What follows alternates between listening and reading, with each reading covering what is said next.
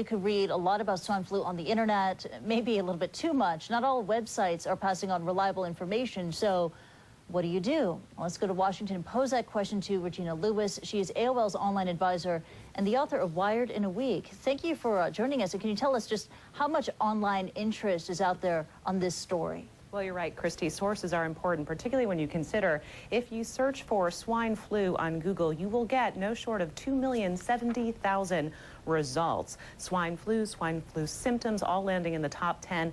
Wikipedia, which is known to be the collective intelligence encyclopedia, updated 60 times between 10 a.m. and 11 a.m. Eastern time in the United States today. So that gives you a sense for how dynamic this story is.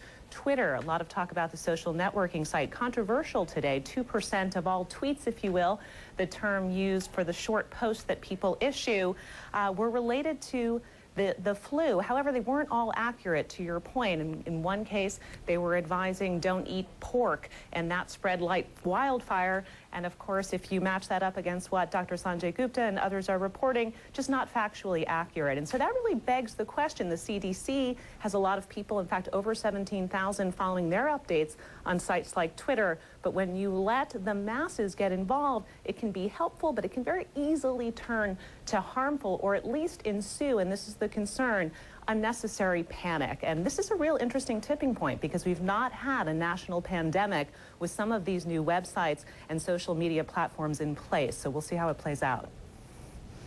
You do have some specific websites you want to recommend to help people stay informed about the outbreak, right? Sure, certainly. The CDC, Center for Disease Control, a site that you really should sort of memorize or bookmark, if you will. You can always come back to it in situations like this. A reputable source, you will see news organizations, including CNN, linking there. Also, a lot of offices and school systems within this country and around the world scrambling to get out the official company policy or school system policy, and they don't want to get it wrong. Facts are important, so they are more often than not linking to CDC. Also, the World Health Organization, an easy one to remember, it's who.org.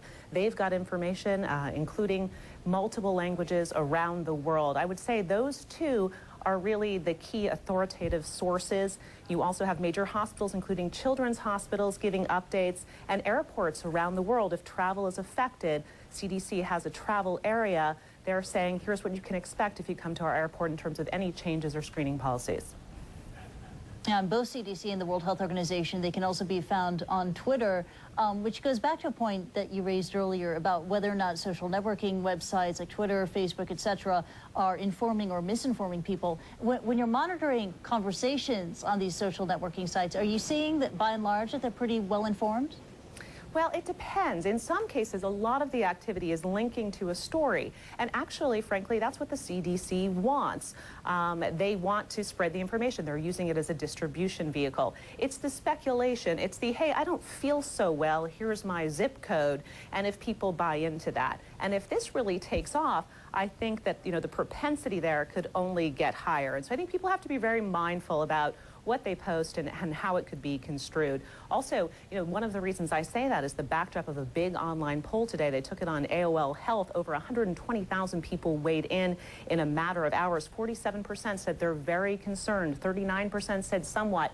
Those numbers, as the story continues to stay in the news, are escalating in terms of people's concerns. So we know that when people are at their computers, that's in the back of their mind based on those poll results, which means when they read things, they're not necessarily putting it through the filter. Some people have even said, you know, it's the virtual equivalent of washing your hands or sanitizing them, making sure you scrub what you're reading for a source. All right, Regina Lewis, author of Wired in a Week. Thank you very much for joining us. Of course. Interesting discussion there.